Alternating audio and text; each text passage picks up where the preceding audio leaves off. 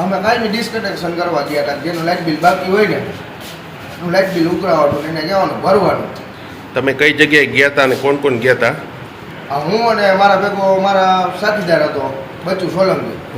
અમે નગરપાલિકાની સામેની સાઈડ સાગર કોમ્પ્લેક્સની બાજુમાં એની દુકાનનું લાઇટ બિલ બાકી હતું એટલે અમે ત્યાં ગયા કે ભાઈ તમારું લાઇટ બિલ બાકી છે. સવારે ગયા ત્યારે એમ કીધું કે અમે બપોર 12 વાગે લાઇટ બિલ ભરી દેશે. તો અમે 12 વાગ્યાના બદલે 5 વાગે એની દુકાને જઈએ ભાઈ લાઇટ બિલ ભરાઈ ગયું, તો કે નથી ભરાનું લાઇટ બિલ મારું. એ ભાઈ એમ કીધું કે આજે ઓફિસ બંધ હોય એના હિસાબે. તો અમે એને એમ કીધું કે ભાઈ અમારી એજન્સી છે ત્યાં તમે લાઇટ બિલ ભરી દો.